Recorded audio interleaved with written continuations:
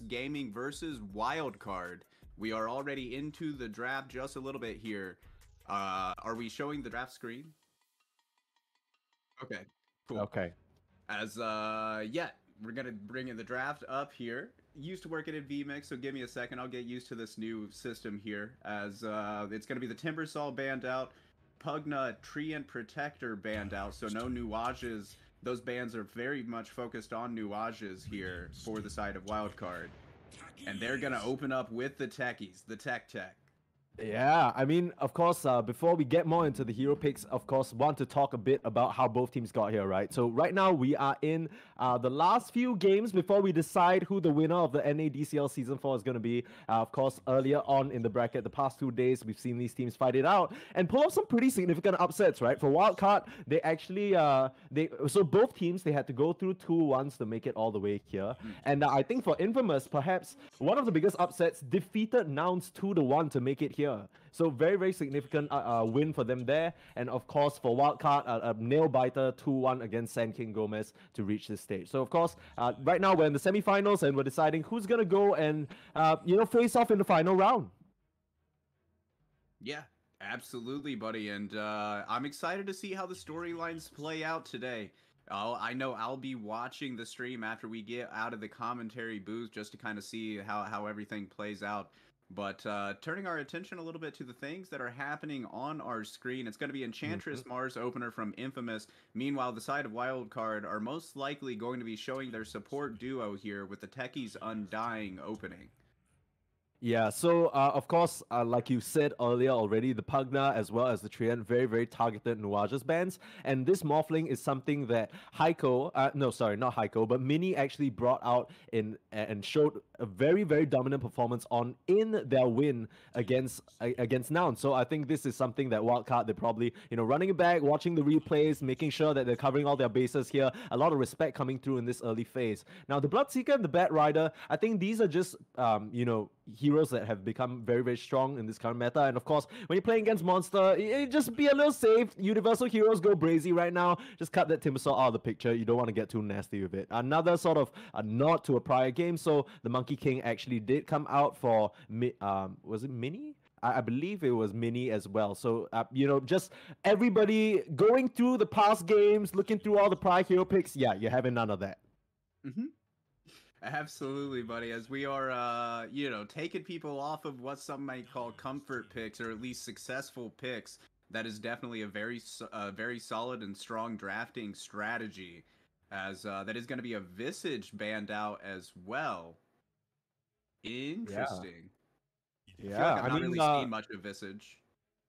Yeah, I mean, there are the bands to sort of talk about, but I think opening-wise, Techies and Dying, of course, a very, very strong duo. It all but guarantees that Wildcard, whichever sort of orientation they choose to put these supports in, they're going to end up with pretty solid lanes overall. Now, Ench is a hero that has recently catapulted to the top of the meta. It's just basically first phase material because it's so safe, right? It's a hero that can exert a lot of lane pressure as it always has, but now sort of being a universal hero as well can just, benefit a lot more from stats overall, right? Has become so pesky to deal with, and it's just kind of a staple for all these position 5 players. So very strong lane straight out the back coming out from Wildcard. Now the Mars is definitely something a little bit interesting to start the draft off here.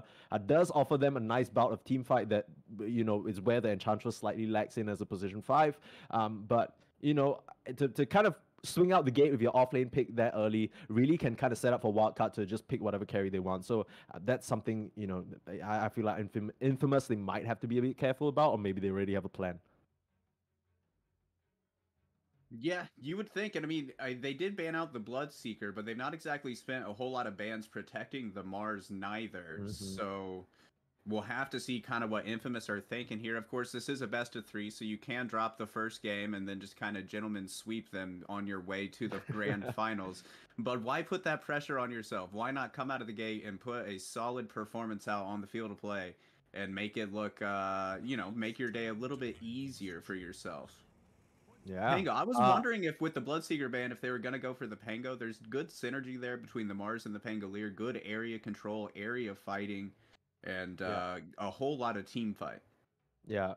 suddenly this makes a lot more sense, right? With this Pango pick, it makes sense to ban out the Queen of Pain. And the Visage as well is, will be very hard to deal with this current three heroes that they've picked up for themselves on the side of Infamous. And you gotta imagine that this will likely be a Mr. Jeans mid Pango, right? So before we move any further into the draft and the heroes particularly, I think both of these teams are coming in with a slightly different lineup from maybe what you guys saw if you guys were watching them in the previous few days. Of course, Wildcard, they actually have, I believe, Arc. Is what the name he goes by, standing in instead for RCY, who's just been, absolutely stellar in the mid lane, a real prodigy at that. And Infamous, they aren't going to be having 4DR. So I think before the show started, Rada, we were talking about it. 4DR, those are really, really big shoes to fill in the mid lane. But Mr. Jeans, if there's anyone who can do it for Infamous, it's got to be this guy. Man, I love watching Mr. Jeans play Dota. He is Real. just so exciting. He's so clever in with his hero choices, with his item build, stuff like that. I remember before the Drums of Slum change, he was playing mid Beastmaster, and he was the only guy doing it, and he was rushing the Aghanim Scepter. He just felt like Drums of Slum were that good. And, didn't always work, but it always made it for a fun game of Dota because it was always different from whatever everybody else was picking in the meta. But I do like some answers here from Wildcard Gaming, right? We have the Juggernaut to help cut down through the Enchantress, to help cut down through this Pangolier. We have the Mars. He should have a solid lane against the Mars. And then speaking of counters to the Mars, we got the Snapfire. So he's going to drop his arena down, and we're just going to be able to rain Mortimer Kisses in. Yeah, absolutely. And not to mention the Snapfire, if played correctly with the Fire Snap Cookie, you can actually get your allies out of the arena walls, right? It's very useful as well because just that small repositioning can really mess up a Pango. All these very practiced Pango players, they got their timings to the T, right? They got their hands on the wheel, they're swerving left, swerving right, they're hitting all the right spots, but just a small little snack can just completely derail you and get you distracted. So I like this kind of counterpick immediately. It felt like Wildcard, they were spending their time in the ban phases also thinking about how they were going to deal with this Mars. I think it's a very elegant answer to the Engine lane as well, especially later on, because once you sort of have that spin up to level 4, she's just going to get chopped up like a piece of meat, quite literally. The Mirana is going to be the pick, though. Position 4 more than likely. So, age-old story with Mirana. You always want some setup stun. Have it with the Mars, have it with the Pango. Nice little bit of, evasion as well that you can kind of get from stuff like the Moonlight Shadow, disjointing perhaps all the zombies from the Tombstone, disjointing the Omni Slash if they don't have detection, and the Mortimer's Kisses suddenly get a lot harder to aim. Yeah, absolutely. And this is a Honey classic, a GRPX1 classic. He likes these greedy heroes. He likes to play Mirana and build it greedy, almost as a 3.5 rather than a position 4. And so we'll have to see how the game progresses and their lane goes, if he's able to actually live out his dreams this game, or if he's just going to be a sad Mirana just throwing out arrows hoping to land. So that's kind of the risk that you run with this hero, but I like it because, even then he still has the utility of the Moonlight Shadow ganks, still has the ability to make plays on the map, able to rotate in the mid lane, help secure runes, stuff like this. So good hero, good player. We'll just have to see how it actually all plays out. But now that we're getting into the last phase here, looks like we need a carry for the side of Infamous and a mid for the side of Wildcard. Wildcard's going to be the first one up, so what hero are you liking to round out this Wildcard Gaming draft? Crazy thing, we talk about heroes that are prevalent in the meta. I still don't see a Void Spirit ban, so that's definitely open for Wildcard for now. Wildcard, they're a little bit worried about their lack of lockdown at the moment, and I think that's something Infamous can really lean into. They don't really have the best way of keeping the Pangolier in place, and that's what Wildcard are likely going to try and address in their last pick. So banning out Ember, for example, with the constant just slight chains, keeping you down, it's annoying, right? It's not like one of those high committal disables. It just manages to kind of root you, keep you in place for whatever follow-up Wildcard have. I really think the last ban, I'm surprised it's not a Void Spirit, but I'm even more surprised if Wildcard don't instantly snap that hero up. I think it provides really good setup for the Snapfire to jump in, to set up for the techies, and it can buy enough space for the Jug to really ramp up. So that's what I'm hoping for Wildcard. I think Infamous, a lot of the carries have been banned out. That's kind of the issue here, right? If we take a look back at some of the picks that they've drafted for themselves previously, the Morphling's already gone. They have the Faceless Void option, which wouldn't be too bad actually, given the lack of disables on the side of Wildcard. Wouldn't mind that pick for sure. MK, the previous games, they already picked Morph, MK, both banned out. Of course, like we said, a bit of a nod there. So if you're asking me for predictions, Infamous, just going by history, I'm going to say, maybe a Faceless Void, a Wildcard on the flip side. I think they might do a little snazzy Void Spirit here. That's kind of my guess.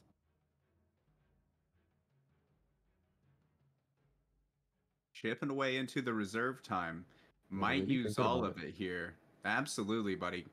Nobody wants to drop this game number 1. It's important to get off to a great start. And we're going to get an Ogre Magi here. No, I mean, goodness. then this has got to be a Snapfire mid, right? Snapfire mid, Ogre off lane. I think, and last pick. Oh, wow.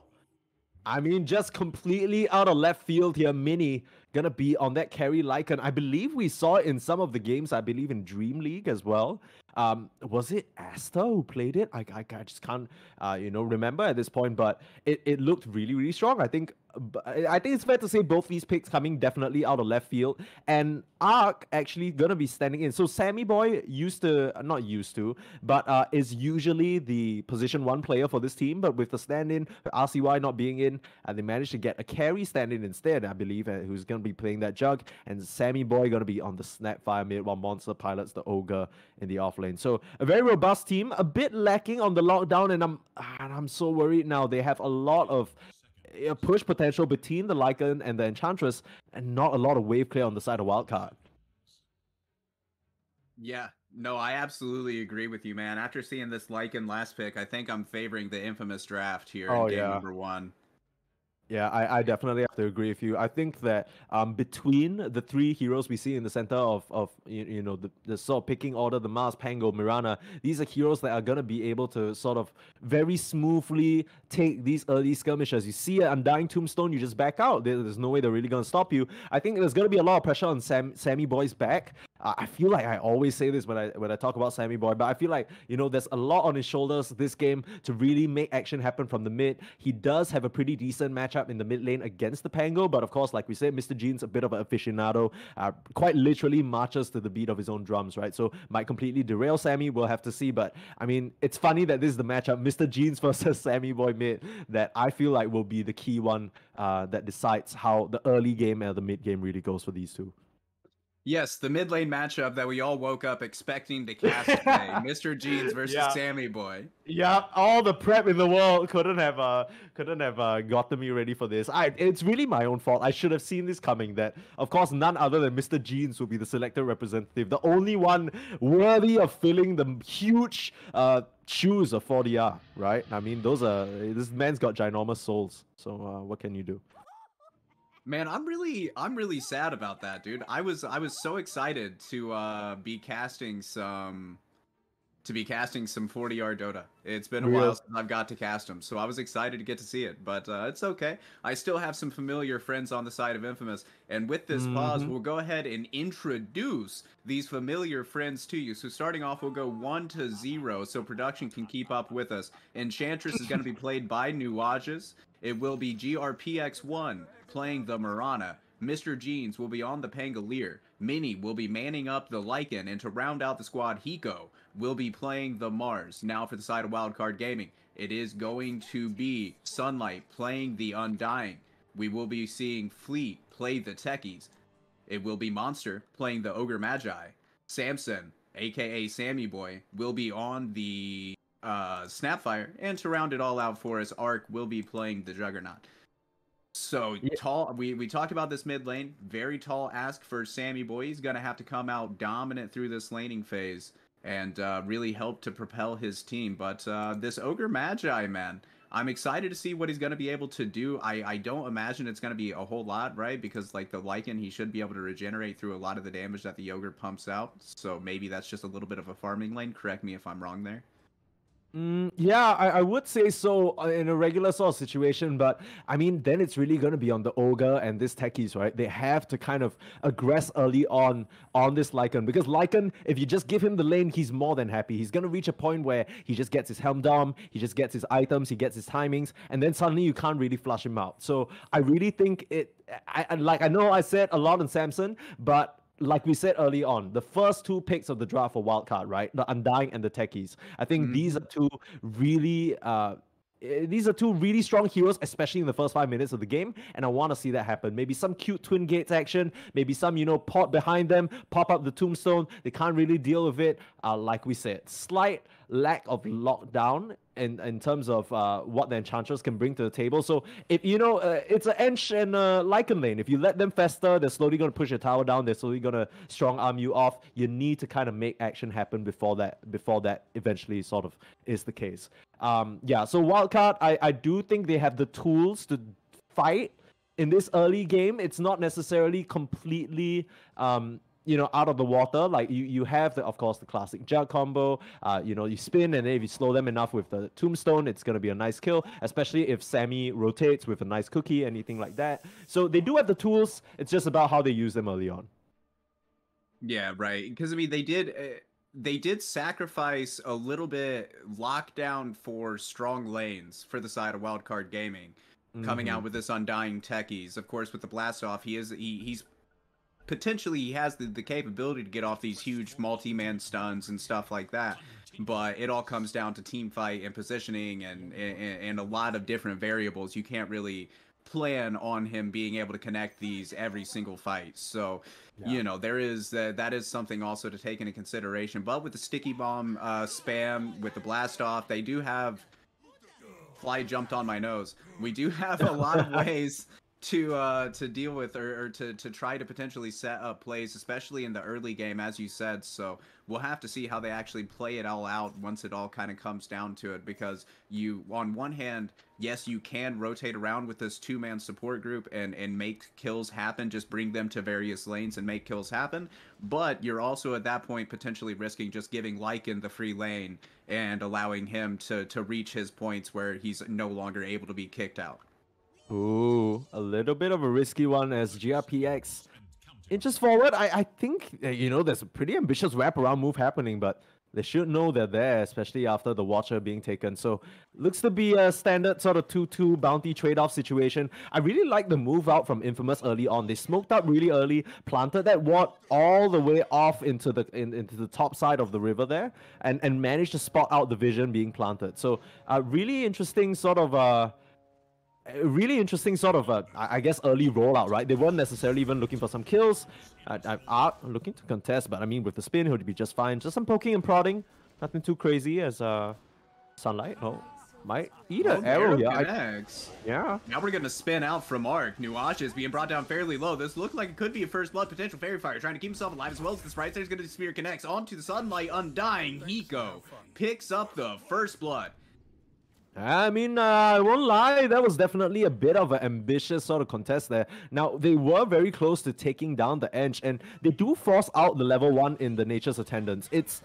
It's not that bad, given the circumstances. You're up against an Ogre and a Techies. They're going to be harass heavy, and it's not the biggest of deals, but you wouldn't have minded getting your first or second spell as well. But Nuages, he'll be just fine with that, manages to survive and doesn't give away an early first kill to the Jug of all people. And good early kill to start the Mars out. Yeah, I looked for a second that I was positive that Enchantress was dead, but again, with that Nature's Attendants, it's just the strength of this Enchantress, which has seen her climb the boards as far as support's importance goes. Oh, that's got to be painful one. Heiko, not really watching out for his career, and that one gets sniped down by Sunlight. I was just about to say, actually, Infamous, they might be in a pretty decent spot given that GRPX can just pepper away these auto attacks onto Sunlight. But, we talked about the early kill, essentially that advantage settled down the drain at least for the next 47 seconds because of that career kill. So Heiko, he's going to be a bit, a bit weak on the resources at the moment as Sunlight continues to pump these DKs out. Actually, a kill on the bot side. Flea and Monster, they make it happen. The level 2 timing with the blast off. Oh, blast off not even needed. They just harassed him down, I guess. Yeah, we're missing it all around the map. That's going to be another courier that falls as well. So that's both off-lane couriers that have fallen here in the top lane for the side of Infamous. Kind of hemorrhaging a little bit here over the last minute. We'll have to see if they can, if they're able to stabilize, or if because this laning phase, this is exactly what Wildcard is looking for. Yeah, I mean, we sort of briefly talked about it as well. Wildcard, they have the tools available to make these action you know, these important points of action happen for them in the early stage. They need to be able to get off to a good start, because in the mid game, you know, if they don't manage to at least keep even or come out on top, it's going to be very hard for them to fight into the overwhelming horde. They have a lot more teamfight tools on Infamous. They have a lot more sort of disables to keep people locked in place, and it's going to get very scary. But nice for them to sort of get that early kill on Heiko despite the early advantage. And yeah, I mean, Sunlight putting in the work as this Undying right now, just really making sure he's bodying for Arc and alleviating as much pressure as possible. And Ark is absolutely appreciating it. The only person he's trailing on the CS is his own Sammy boy, which he just tied 15-3 for this Ark Juggernaut just 3 minutes into the game. So reaching his getting exactly what he's looking for, and out farming the mini lycanthrope here just 3 minutes in. We'll have to see as the things go. Hopefully Mini's able to make some sort of comeback here. Sticky Bomb's going to get thrown out, just doing some harass onto Mini down bottom. That's going to be, oh, the blast off. They're looking for a kill here. Mini, or the Wands, trying to keep himself alive. Mini. Woo. Oh, the Lotus. He's going to limp away. Flee. Nuages able to get it. No, it's going to be the Wolf, so Mini's able to pick up that kill. Now there's going to be the Fire Blast, so Nuages, he's going to fall himself. Monster, Mini, looks like it might be a man fight in the bottom lane, but both heroes are so low, they're thinking better of it. Yeah.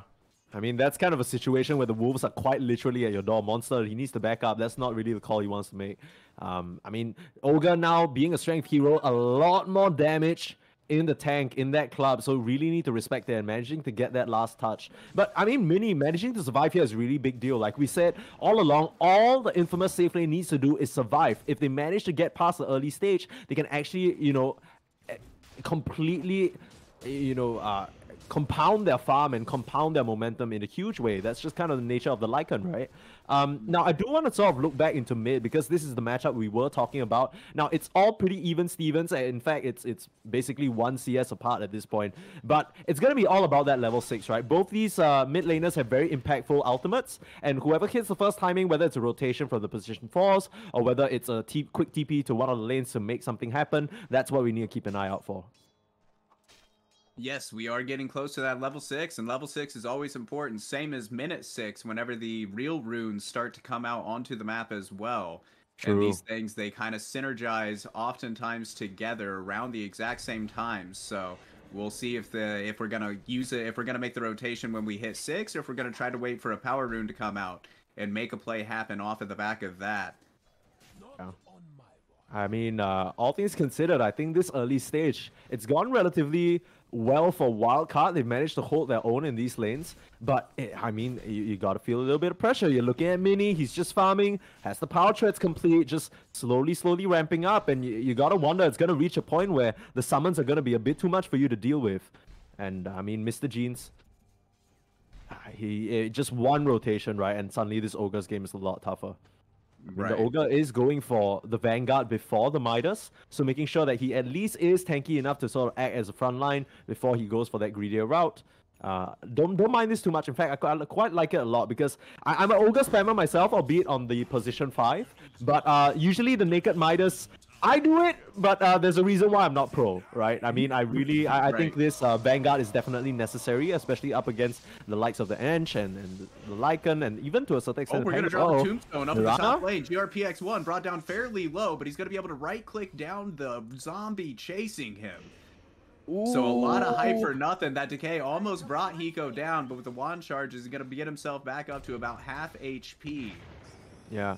A nice bit of efficiency as well, dropping the Bracer right before he pops that one to get the most resources that he can. It's very important, especially against the Undying, right? Because that man can really milk you down. Ooh, made the rotation. Mortimer kisses, bringing down Enchantress. Mini has to retreat himself back under the tower.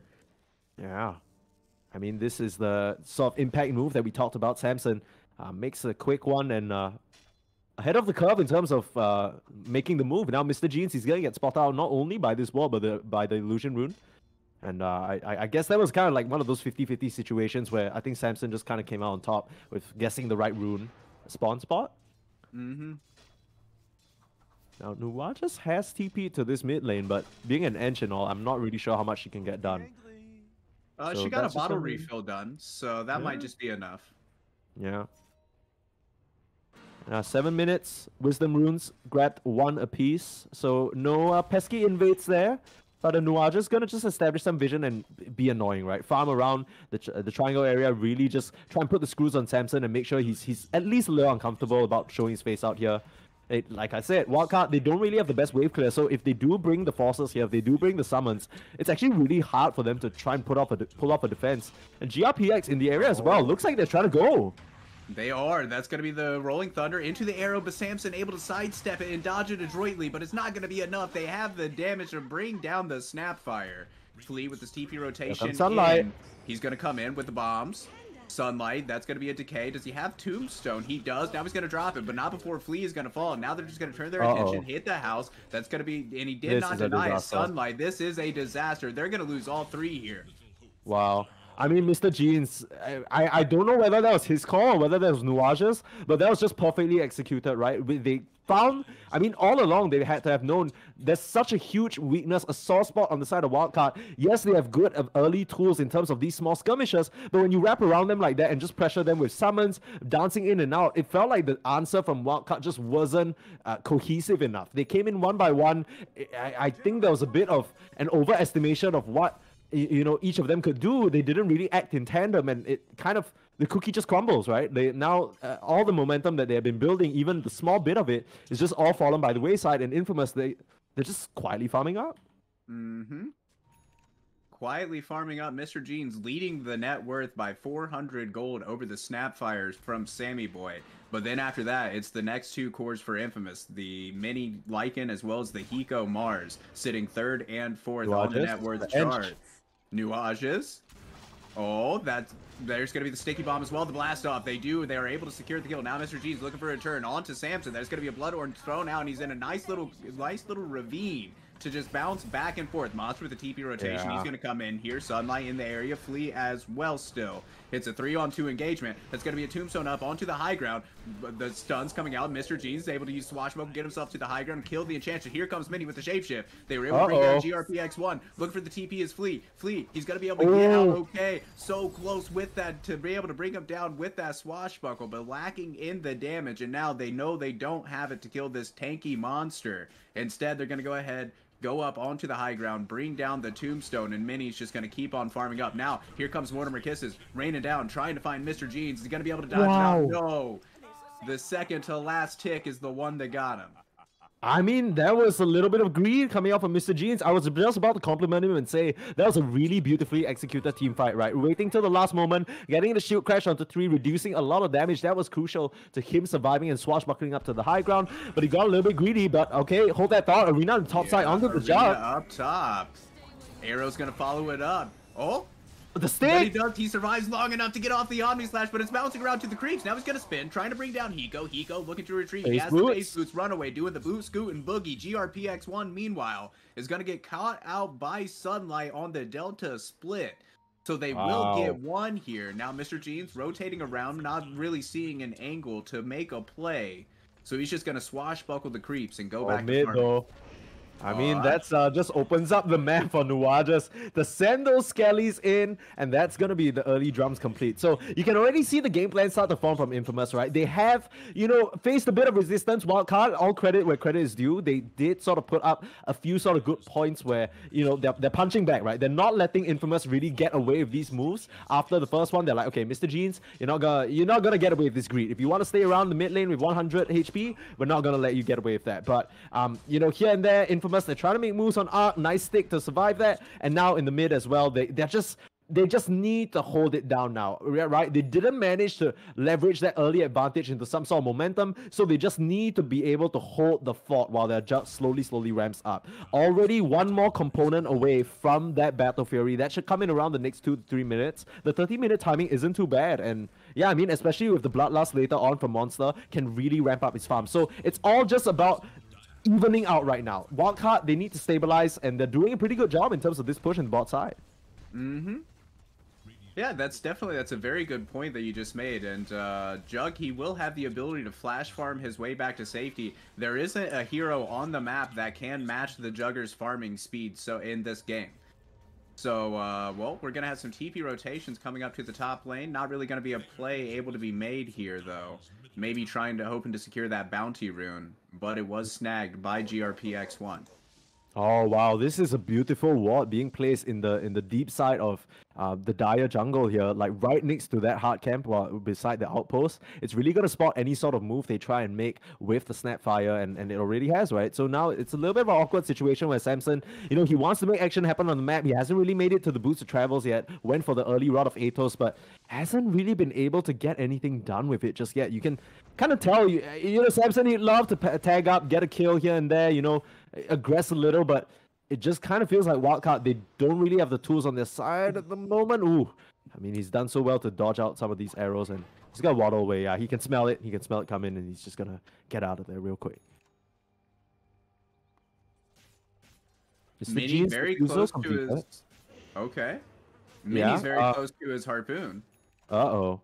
I mean, that's a pretty early one coming out from this Lycan. Like we said, the quieter he is, the scarier it'll be when he finally comes for your objectives. Then he's just making really good headway. Monster has the Midas now, so he's gonna be ramping up in his own way. Mid lane, Flea. Forced to use the blast off. The arrow does not connect, so Techies is gonna be fine. Mm-hmm.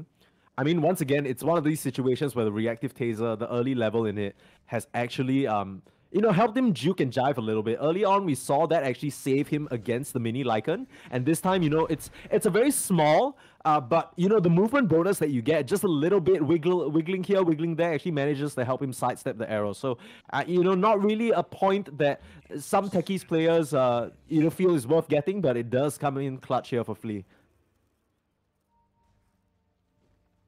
Meanwhile, the smoke gang down to the bottom area does not connect.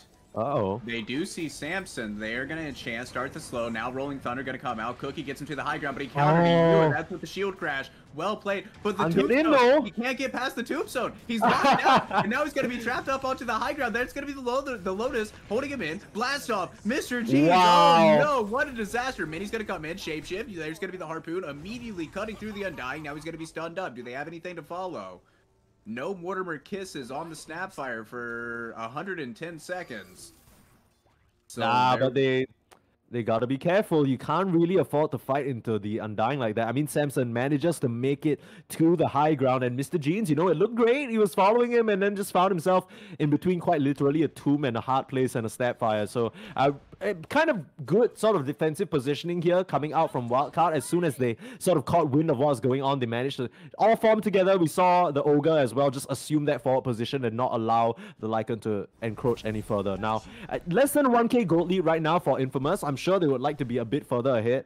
And it's a bit unfortunate that Mr. Jeans, despite his decent early start, going relatively even with the Snapfire and even being ahead in terms of net worth at certain points in time, hasn't really been able to find much. Flea actually going for a blast off here, just trying to chase Jupiter away from the jungle. They actually throw a grenade and Samson's there. Found him. Yeah, bye-bye. Courier goes down as well. Clocks his head off. Bottom lane, potentially going in onto Nuages. He is going to get the sprites off here. Yeah. Samson in this the is area. Gonna be a kill. It's just how slow is it going to be, right? I say that, Nuages. Right? That's what I was just thinking. Uh-oh. Okay. Scurrying away the drums of endurance and the boots. It's enough to, hop, skip, and jump out of there. And Wildcard, a lot of people moving to this bot side now, and it's suddenly gotten a bit awkward, right? Because you don't have a tower here to get. Yeah, there's not really any farm for you here to contest. So now you found, your boots of travels on cooldown. It's gonna come back up now, but it's a lot of time wasted. And Infamous, now's their time to strike. They're looking for a little something. Oh, they would love to get Samson. Just barely missing Samson, or did they? Arena's gonna drop Spear to follow it up. There's the swashbuckle. Oh, no. They have the damage. Able to bring down the Snapfire. Now looking for more. Diffusal slow onto Monster. Gonna bounce around, bouncing wall to wall. Quarter HP, gone. I mean, a little bit of an unfortunate situation. I think a false sense of security for Wildcard because they had set up some vision in the Radiant jungle, and they didn't spot anyone. I mean, that's ladies and gents, the power of smoke, not being detected at all, and it's really just Wildcard. After you sort of make a move like that and it doesn't really work out, you gotta imagine that Infamous, they'll feel like, okay, now's our time to strike. So hanging around, not really sure what they were trying to get done there by sticking around. It looked like Samson, he was still considering, do I want to go farm this bot side? Do I want to, you know, boost the travels back the other way? And just kind of got caught in that limbo. So a bit unfortunate there. That being said, they do have a nice amount of stacks for this Juggernaut. And looks like Wildcard, they ain't done. They still want to fight. Tombstone up. Yeah, oh, the dust is going to clip onto Mr. Jeans, but he does have the swashbuckle. Oh, no. There's going to be the Atos. Blast off. They're stacking the stuns, touching him a couple more times. Mr. Jeans is going to go down for 45 seconds.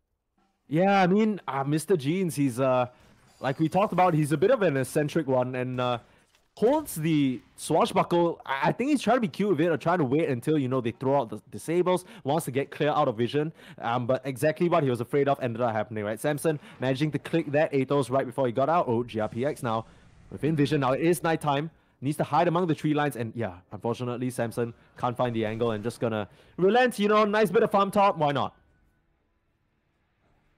Is that the last of them? Yeah, I mean, all things considered, like we said, both of these carries ramping up in a big way, but it's clear that, you know, Mini, he's going to hit a really, really sick timing here, especially with this Manta coming up very shortly. And it's just a matter of time before they waltz into Roche or waltz into the towers. Now, all the tier 1s already taken down. I think they might feel more comfortable with really, you know, being a bit more aggressive with an Aegis. So that's kind of what we're looking for, right? Maybe the Manta into the Roche. On the flip side, though, even though this Jug has his Battle Fury, it looks like he's going for SNY instead. So valuing a bit of that status resistance perhaps against Peggle. Bot side, GRPX1 going down. Nice. Good rotation here. It's, you know, you kind of need to keep this happening, right? Samson, you need to keep them on their toes. You have this boost of travels. You want to make action happen. They're not done. Nuages mid. Going in onto Nuages. Bye. Art going to pick up the kill. Rather, I feel like I was sold a bit of a false story here, I'll be honest. You know, like, we were looking at the Infamous draft, we look at the Edge, we look at the Lycan, we're like, okay, you know, they're gonna hit this sick 20-minute push. And for some reason, at this point, Arc seems to be more interested in getting involved than the Lycan. And they're looking at Mr. Jeans now. He's gonna be able to swashbuckle and haze rune out of there, but, I mean, I personally thought that Mini, you know, now with this Manta complete, surely we see him involved now, right? Yeah, I was expecting there to be a lot more early game pressure coming out in this game, man. But it's still technically, we are still kind of early into this game. It just feels maybe a little bit later than what it is. 20 minutes into this game, 1945. That's safe to call it 20 minutes in. Yeah. So, you know, we are still early into this game and early into the storylines. But I mean, I'm just many more active in this game. That's the thing, right? Because, I mean, the whole story was that, okay, the Jug versus Lycan matchup, you know, Jug, he does take a bit of time to ramp up before he sort of feels a bit more comfortable, you know, joining these fights. But the Lycan, his timing is a lot earlier. But when you kind of build it like this, more of a, you know, the Lycan that we're used to is this crazy Helm of the Overlord, run at you situation. But in the position one, perhaps it's a bit of shift in priority. And because of that, he's playing for a much later timing. He's looking for the Agrim Shard right now, the Summon Wolves to, you know, perhaps apply that pressure across the map. Like we said, not a lot of good wave play on the side of Wildcard, and hoping to emphasize on that and catch them off guard. But all this time, you know, he has now surpassed the Lycan in farm. So top of the net worth right now, even if it's by a little, and it's just going to continue. Like we said, Bloodlust Juggernaut, nothing to mess with. He's just chopping them down right now. Oh, smoke up. On smoke action. Blinking, Hiko, he's going to get the arena. The spear's going to connect onto Mars. Mortimer Kiss is starting to rain in. Where there's going to be the Rolling Thunder making a beeline right to Samson to cancel the Mortimer Kiss. Raining down. They are going to be able to get the kill. Sammy with, first of all, still bouncing with the Rolling Thunder. Sunlight in the middle of it. Monster with half HP. Starting to back up. The spear's going to connect onto Arc. Push him back into the tree. Flee. Oh, Omni Slash. Bounce around. GRPX1 trying to get out of it. They're trying to bounce it in between the creeps. Now Arc still raging forward. They were able to bring down Monster. Only one to fall for GRPX1. Oh, Arc needs to get out. Arc needs to get out. It's Arc. I don't know if he's gonna be able to, buddy. There's gonna be the blink, the spear. They connected, and with that might be the death note secured. 4-for-1 exchange as Infamous come out on top. Yeah, I mean that's just kind of a situation where Wildcard. Excellent stuff from Infamous. They just immediately recognize that Samson is the biggest damage threat in this fight. Everybody else is just cannon fodder, right? The Ogre can't really do much, just locked in the arena, stunned up by the Pango, and they just That was such perfect kind of pinpoint precision from that Pango. Straight away, honed in, target lock, torpedo into that Samson. You know, Snapfire not allowing the kisses to continue, just putting a stop to that instantaneously, and Mini running straight ahead as well. So no damage, and we talked about the build from the Jug, right? Going for this SNY. Sure, it's a nice bit of status resist, keeps him alive in the fight, but it doesn't matter when you can't kill your opposition. They're so tanky, and they have the Enchantress on their side. Like, all of these heroes, they have the pipe aura as well on Mars, so it's not gonna be so easy for them to, you know, just cut them down to size. Infamous, they're a lot more robust than Wildcard perhaps expected, and they need some damage, and they need it fast. Yeah, I really that bit was surprising to me, I suppose. But when we looked at the draft, I was thinking in my head that they might have a little bit of damage issues, but then I was like, well, no, because they have core Snapfire, so like, that's going to be a ton of damage right there with the Snapfire, Mortimer Kisses raining in and all that jazz. But I suppose all of that is negated when you just put a bullseye on the Samson Snapfire, and Mr. Jeans just sees red and runs in like a bull in a china shop and just disrupts that entire play. I mean, you could just see the clear intent on his mind. You could read his mind when he made that play, man. As, yeah, it was yeah, literally no mercy whatsoever. Just went straight for it. Had the gun fully loaded as well. That's the issue. I mean, it's just awkward now, right? Because I think typically when you see this mid Snapfire, it's about getting off to a good early start, making these high impact rotations. That's how you kind of stay relevant with your you know, your high burst damage skills. But we talk about the Mortimer's Kisses being a really good teamfight tool. Like we said, the Mars finished the pipe already, so that's a large bulk of that damage already cut down to a certain flat percentage. And I mean, yeah, Infamous with this Aegis, like we said, this is the timing that they've been waiting for. We were hoping that Mini will get involved, and here he is, Nullifier on the horizon, just in around, like, what, 600 gold? I mean, Wildcard, they are in a lot of trouble. I mean, things have fully escalated in the past few minutes. Yeah, this game is still very, very close. If you take a look at the Ice Frog Index, currently sitting 60-40 in favor of Infamous, but the biggest chance was 61% in favor of Wildcard. So this game is very, very tight. Still only 2K is the net worth differential. I think that might be one of the biggest of the games. The biggest net worth differential was 3K gold. So yeah, I mean, here's the issue though, right? Because Wildcard, all their net worth that they have is going into defensive items. They're forced to go pipe Crimson just to survive the overwhelming amount of damage. Same situation for Sammy. I'm sure you'd love to get a bit more damage, maybe finish that Gleipnir, but he's forced to go into BKB. If not, he's just not able to fight, right? You need that Crimson to survive the overwhelming physical. And I mean, the Jug has definitely gone for a bit more defensive, even starting the Talisman first, right? So, I mean, all these sort of mini, you know, adjustments being made just to survive the initial onslaught, it's putting Wildcard in a position where unless they really plan ahead and, you know, have a perfect setup for who they want to instantly smother, these fights, the damage that they have is just not enough for the extended engagements. No, maybe baiting the Lycan a little bit. It's going to be Blast Off. Here comes Hika with the Blink Spear. On to Flea. Flea, not a chance to escape. Took the bait, and he's going to pay for it. The gem. Seconds. That's the gem too, Flea. I mean, sent himself flying, gave them a gift. It's not Christmas yet, I mean, but he's feeling a bit generous, and that's gonna be handed over. I mean, you talk about trying to hold on, and you know, oh man, the tip's coming out onto Arc. I wonder what that's about, but trying to hold on here. Mini does have that Aegis, sidestepping the arrow. I mean, with that Crimson, shouldn't be too bad, especially the Bloodlust Tower. Makes quick work of those creep waves. So, I mean, I don't know whether Infamous can make a good push towards the high ground. It's going to have to be Hiko looking for a start of the team fight for them to get like maybe 1 or 2 picks before they actually really try and aggress. It doesn't seem like they're too confident about it at the moment though, despite the ages. Yeah, just looking to slowly but surely whittle this game down. But the problem is this Juggernaut. He's been able to get away with farming up and around the creep waves. Is down bottom. There's going to be a clash. Nuages. Oh. And Samson. Now friends are starting to come in. Samson. He has the BKB. Keep that in mind. He's going to go ahead and pop it. Look at the BKB gonna die. TP, but the damage is too damn much. Yeah, that okay. So we've all been here as we see Sunlight unfortunately go down. We've all been in that situation where, you know, you're the mid player, you feel a bit of pressure, you're like, okay, I need to make space on the map, I need to drag him away. But with how fast Infamous push and how fast they cleave through your HP, that BKB is never gonna work. Like, that BKB just basically ended up wasted, and now Ark in the mid lane forced to spin. I don't know whether they can get out of this. They're just tracing him. And that's gonna be the arena. Oh no, they timed it just a little off. So he is going to be fine, and Monster puts the body on the line to make sure the arrow doesn't clip onto his Juggernaut either. There's going to be the Mortimer Kisses, or the Moonlight Shadow coming out as they're chasing in onto Monster. Nullified up as Mini looking to secure the kill. One more touch is all it'll take, and he does get that. Now the TP going towards the tower. They're trying to find the Juggernaut. Juggernaut preemptively going for the spin TP. Will they get their hands onto anybody else? It looks like everybody else is just gone. Yeah, good escape and good hits up from the multiple players of Wildcard trying to get out as well. They made it a point to TP onto different sort of buildings or different sort of areas in the base, so they didn't have that sort of compounding TP duration. Oh, Nuage coming out. Nuage, no, he dodged it out.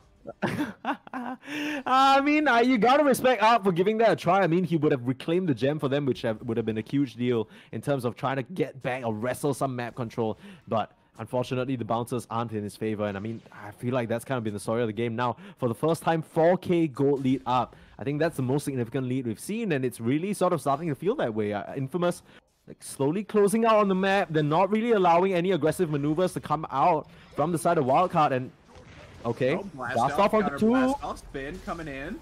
This could potentially expose the Juggernaut, though. He has no Omni Slash. He gets bashed, but he's already on his way back, able to drop out the healing ward as well in case there was any further aggression. A fishing arrow, not going to connect onto anybody. But for now, the choke continues. They push them back into their base while they're able to farm out all the jungle camps, farm out all of the waves, all 3 of them currently pushing in towards the Dire base. So, unfortunately, I missed this earlier on because I don't know which one of the Wildcard supports. Rolling Thunder coming in. Samson got bashed. Samson is going to fall, and now the Rolling Thunder is bouncing around. He hits onto Sunlight as well as Monster, looking to bounce back through for maybe one more go bout. But he is going to go ahead, swashbuckle, get himself down to the low ground. GRPX with Elite does the same. Rada, I mean, they just don't have lockdown. Like, they're looking at all these heroes assassinating the mid laner. They're like, yeah, you know, all I can do the best I can do for you is a sticky bomb. That really is the case. I mean, there's nothing else they can really offer up, especially the blast off. It's so hard to target that on such, you know, shiftily mobile heroes. You have the leaps, you have the swashbuckles, and you have this just wolf running around. Yeah, I mean, he doesn't need no armor because he's full aggressive mode right now. Doesn't even care. I mean, Mini, he's definitely hit his timing. Basher complete. Looking at the Abyssal now, and that's just gonna make him even more lethal. I mean, the point I was trying to make earlier before, you know, Samson just got exploded was, you know, it is a pretty sort of unique situation where the Aghanim Shout reactive taser is actually going to be insane, right? Being able to cast out on allies, just completely disarm and you know, prevent you from being hammered down is actually really useful against the likes of the Lycan, against the, you know, Pango, but it only matters if you get it in time, and Samson, with how fast he goes down, it's just not feasible. And they are going to get the Tormentor. That's going to be a nice shot for Samson. A bit more distance covered by the Fire Snap Cookie with that upgrade. But it's just sort of been a little bit of a struggle for the two, you know, the off lane and the mid lane of Wildcard right now. I don't think this Ogre last pick, yes, it ramps up their jug, but I don't really think it's done much else. I mean, he's even going for a bit of a Hail Mary Dagon just to try and do a bit more damage now. I mean, if this doesn't scream desperation, I don't know what does. I would almost prefer to see a Scythe there. Yeah. I wouldn't, yeah, I mean, even an E-Blade, right? Just kind of being able to have a pseudo save in a way. Right. I mean, at this point, you're kind of in these situations where you're thinking, you know, I need this, I need that. Like there's so many things on the platter that you would love to get, right? Sure. I think as this Ogre, it's just it's just not cutting it as a position 3, right? You take a look at the flip side, Heiko, a lot of utility with that arena, just forcing out so many reactions and walling off the supports. Would really love to be in the thick of the engagement. Bash onto Flea, 4-staff, trying to get him to safety, nullified Harpoon, get back over here. As there's going to be the Swift Slash coming out, not really going to connect onto much of anything. Now spinning around to dodge out the damage from the Rolling Thunder. Tombstone was committed here as well. So Yeah, they can but just claim their free kill and be happy that they baited out a big spell and look to push on another creep wave. yeah, I mean, that was basically a Rolling Thunder committed and like shapeshift, and they can just rinse and repeat. Omni Slash coming out onto Nuages down in the bottom lane. Alright, he gives it second try. try. Oh, The arena Heiko! connects onto 2, but with the BKB, that does not connect with the spear, with the spin. Bash? He's able to get to the other side. The bash! Cancel the TP. Arc, he's trapped out. The cookie coming in, as well as the Gleppy. Oh, Arc, looking like he should escape. No, he's bashed again. He's bashed again. Now he's notified. Picking up the spear, dragging him back down off the low ground. The Swift Slash bouncing around. Now he's going to spin. He should be fine here. Mortimer Kisses should do more than enough to zone and let Arc get back to safety. But again, this is another big resource expended. Dude, Ark survives purely because the Pango bashed him. Jupiter had a perfect arrow lined up for his line of motion, but it actually gets just kind of disjointed by that bash. So call it what you will. I don't know whether that's luck or whether that's just, you know, fate, but unfortunately, Jupiter, with how bang on he is with those arrows, ends up missing out the kill. They would have loved to get that jug, but like you said, now the gem committed. I mean, Ark was trying to just do that, get Nuages, punish that Enchantress, and it manages to finally happen, right? They reclaim that little bit, but they're still very much herded into their base. They need, like, what? Feels like maybe 2-3 more of those fights. And, you know, we were talking about this being a 6 situation. It really...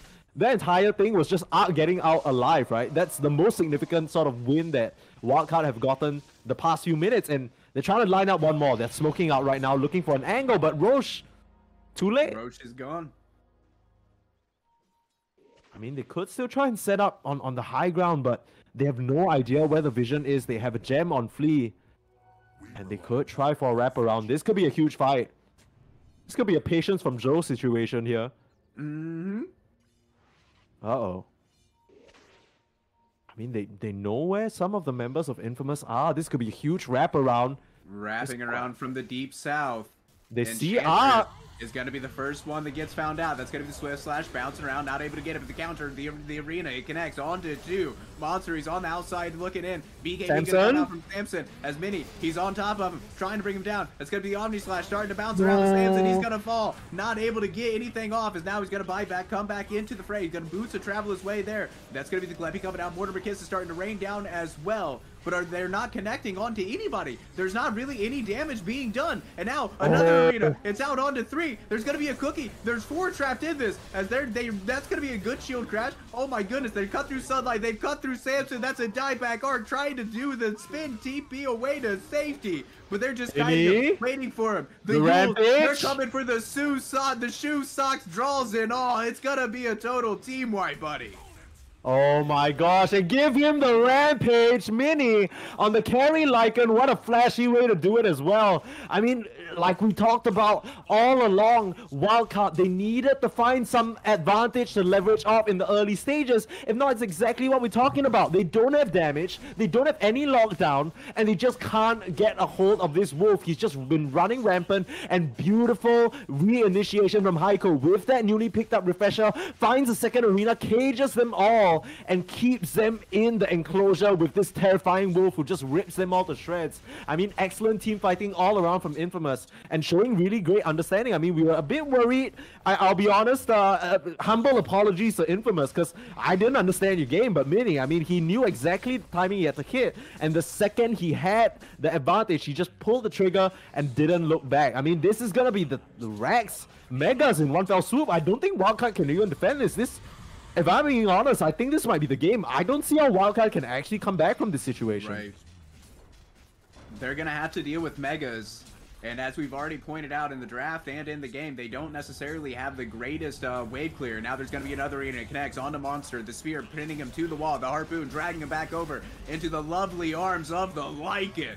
And now they're going to force out the buyback as they're keeping them trapped in their base with the rolling thunder. They cannot move. Swashbuckle, the bash connects onto Fleet. Now Mortimer Kiss is starting to rain down, but is it actually going to do any damage, buddy? It doesn't really look like it. Arky's onto the backline with the spin, but this pipe, it's negating so much damage. Meanwhile, Mini's just able to pick up the kill onto Monster. Now with the Omni Slash starting to bounce around, there's going to be Yules coming out, trying to make sure that the Mars stays alive. There's going to be the Ages of the Immortal popped onto the Pangolier. Now a good spear from Hiko, pinning Mark. That's going to ensure the safety of the Pangolier, able to get the blink away, the cookie forward, trying to get their hands on new Ashes. They do with the Swift Slash. That is going to be the death of the Enchantress, and she wants to buy back. She smells blood in the water, feels like this is the moment. As Lycan able to pick up the kill onto the fleet, now looking to turn his attention on the stun line. They're all starting to fall. Buy back. Heiko with the spear onto Jug. He's connected. He's stunned up. Now he's going to be able to fight again. As there's going to be the Abyssal. We thought you were going to be able to fight. Now he's going to spin, come forward, try to do what he can, trying to face them, trying to get these assaulters off of his base. But now it's going to be another bash into the spear. He's pinned to the Ancient. He is going to be brought down. They're just going to touch him all up. Mini is beyond godlike. Sunlight. He's trapped in his base. Finally, they're gonna call GG. That was just infamous, an absolute masterclass. All the status resist in the world, not gonna save you from that one. It was a valiant attempt from this Juggernaut, but I just think there were too many holes in the draft. We talked about all the things Wildcard Gaming needed to do and the stride they had to find to hit it just right to even stand a chance against the onslaught Infamous were planning. And you know, it's just a few crucial missteps here and there. The dance, they couldn't pull it off, and Wildcard, they're gonna lose this game number one. Now, like you said earlier, Rada, this is a best of 3 situation, so this is just the first game. Now, it doesn't necessarily feel the best, but you know, these are relatively, it's not the hardest to kind of push off to the side, right? You're thinking, okay, you know, we got last pick Lycan,